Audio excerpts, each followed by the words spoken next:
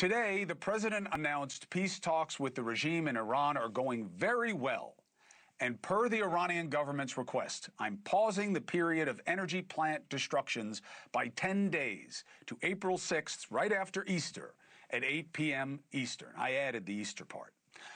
Immediately, regime-friendly memes pop up mocking the idea. Again, I argue that Trump clearly has the military might, okay? America and the IDF will crush any targets they want to in Iran, period. But, I do believe our president finally met his match when it comes to talking tough. The regime is expert at this, and they are doing what they do best: lie, defy, deny, and survive. The president says the regime promised him they'll never try and build a nuke again. I can't believe he even passed that along as a suggestion. How preposterous it is. But as if we didn't need it. Then comes an AI video of the regime nuking the Statue of Liberty, supposedly as the defenders and avengers of all that America has wronged. After Ayatollah Khamenei is taken out, they replace him immediately with another Khamenei. Trump offers Iran a ceasefire after clearly, again, crushing their assets. And yet they say no to a ceasefire and demand that he surrender. The reality is the regime cannot defend against what America and the IDF can bring to bear, clearly. They have no Air Force, no control over their own skies, no Navy. Their missile and drone launches are down over 90%. Yeah, they had some that went farther than some expected, but they didn't do any real damage. And these reports that they've destroyed all our bases in the region, I don't know where people are getting that. I don't even know why they would want that to be true. But here is what is true. The regime did figure out a different metric for a win, a strategic shift that worked for them. And they took advantage of the Trump administration.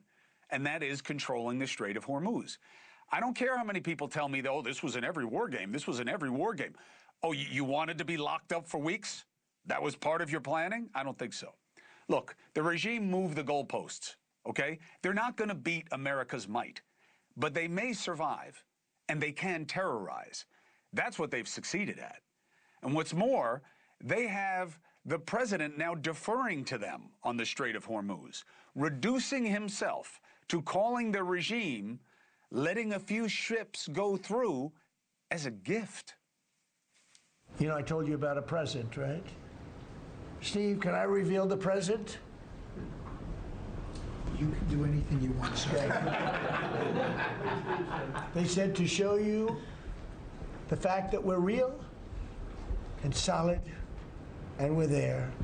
We're going to let you have 8 boats of oil, 8 boats, 8 big boats of oil. And I think they were Pakistani flagged. Yes. And I said, well, I guess we're dealing with the right people. The meaner the regime talks, the nicer the president has gotten, even calling them now shrewd negotiators. And they're not fools. They're very smart, actually, in a certain way. And they're great negotiators. I say they're lousy fighters, but they're great negotiators. They now have a chance to make a deal, but that's up to them. And they'll tell you, we're not negotiating. We will not negotiate. Of course they're negotiating. They've been obliterated. They are begging to make a deal, not me. They're begging to make a deal. You ever see the movie The Princess Bride? It's pathetic that I have to look to comedy in something as serious and dramatic as war. But there's a line in the movie where a guy keeps saying inconceivable, and the guy looks at him and says, you keep on using that word. I do not think it means what you think it means. That is the case with the word obliterated. Nothing has been obliterated. You didn't obliterate the nukes. You didn't obliterate the regime. You didn't obliterate their leadership. You didn't obliterate their capabilities, okay? You sound like the regime when you say stuff like that. It's BS that everybody can see right through. How can they be great negotiators and at the same time begging to make a deal?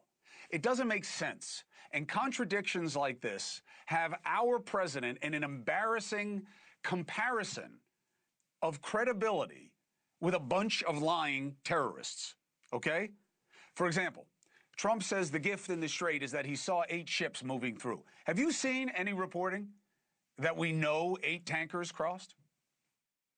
And reports that they're shaking down ships that they let pass in the Strait, calling it the Tehran toll booth for $2 million apiece? How can the regime be giving us gifts when they're not supposed to be in control of the thing? Look, clearly the administration got more than it bargained for here in terms of how this is playing out. Not militarily.